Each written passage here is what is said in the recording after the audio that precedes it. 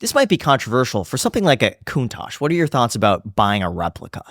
Or like a Diablo? You know, a lot of the replicas are just not, they just weren't done well. And nobody's doing the replicas anymore. And so very few have really survived. I think that there are some very rare, nice replicas that are cool. But you know, the real thing is just the real thing. If you can afford it, it's worth doing.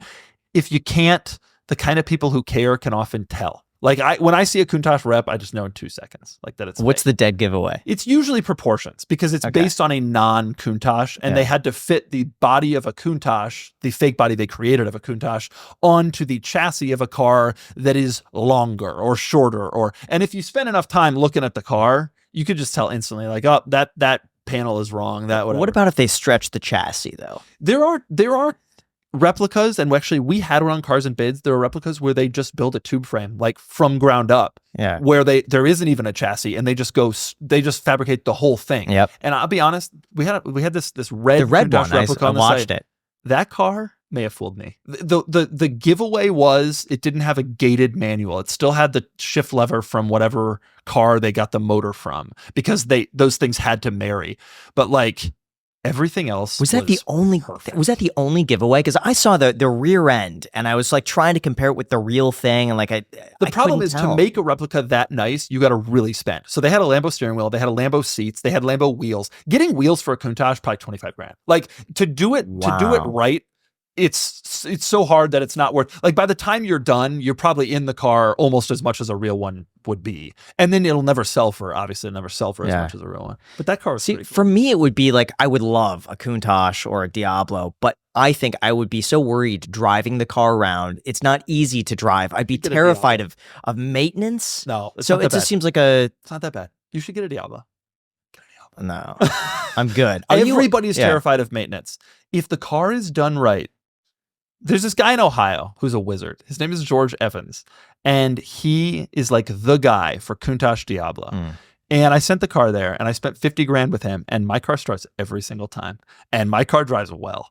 And I told him, when the car came back, I was like, I'm really impressed with the work you did. And he goes, honestly, I go toe to toe with the factory. Like you compare my work to the factory's work from the period, it's going to look as good. Are you ever nervous about driving that car? I'm nervous about driving the Courier GT because of the value. The Countach doesn't scare me. Do you mean because of the value or because of I might break down? Value. No, value, or like doesn't getting scare me as a much. door ding or someone merging into you, or it's like the mistake I made with my Courier GT, and the mistake I was thrilled not to make with the Countach, was I bought a mild car that actually has some issues, like some cosmetic issues. If you look closely, even from here, well, maybe not because the Bentley's in the way, but I scraped the front bumper. The panels were painted at various different times.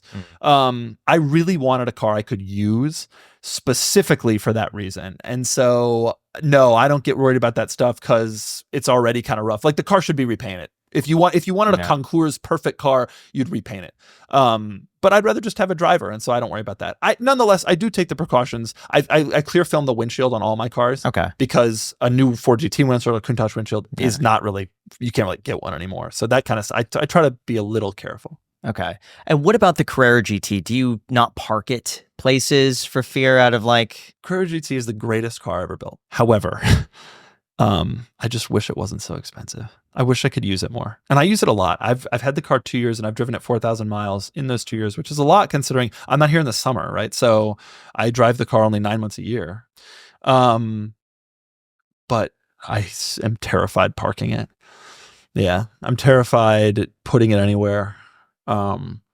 It sucks. What's the longest you've ever had to hunt for a spot? I just don't really take it places where I have to park it anymore, which is so sad. Yeah, it's probably you take it out and then you pull it right back in. Yeah. And I do big drives like that. Like I got no qualms about doing 200 miles in a day in it. But I've got to go to this place. I'll take the Courier GT, look at the key, think, do I really want to? The other thing is like, I'm going to take it out to dinner, right? Well, then you got to sit at dinner worried the whole time. I would rather just drive a BS car and not have to think about it. And so I always do. My wife has only ridden in the Courier GT once and the Countach once. Did she like it? Yeah. But like, it's just not the kind of car I'd take out. You know what I mean? Like, and I wish that wasn't true. I wish that car cost 400 grand and I could just be like the Ford GT, I drove the Ford GT on a dirt road the other day. Like I consider that my beater supercar. Like I just abuse that car, partially because I know it's tough and it can take it. Yeah. But also because Courier GT is just, Courier GT is not even a fragile car. But if something happened, and imagine if you're someone who hits one, like you're in personal bankruptcy at that point, I think, because your insurance maximums ain't covering that. Right. That's a tough situation for everybody. So what's insurance look like for you on a car like that? Are you, I take it you're insured on all that sort of stuff, but. Yeah, but it's expensive, to insure those cars. I think Courier GT costs 15 grand a year to insure. Wow. Yeah. It's a lot. Ford GT is nothing, Yeah, I pay like by $150 a month. Yeah. Something like, or maybe less. I think it was like $110 a month. Courier GT is expensive. Yeah. It's a really valuable car. Wow. Sad.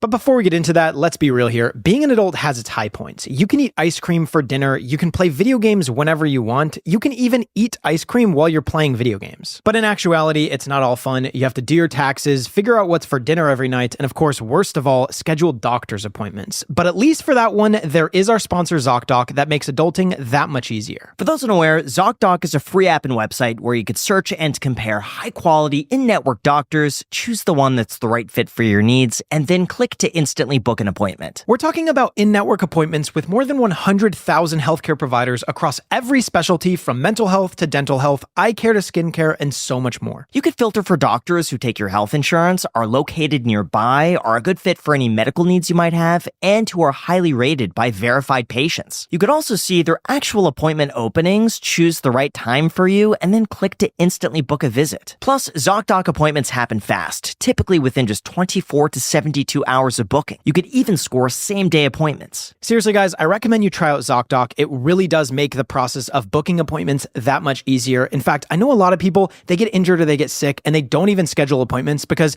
they think it's more effort than what it's worth. But not with ZocDoc, they really do make it that easy. So stop putting off those doctor's appointments and go to ZocDoc.com/iced to find and instantly book a top-rated doctor today. That is ZocDoc.com/iced, ZocDoc.com/iced. Thank you, ZocDoc, for sponsoring this episode, and now let's get back to the podcast.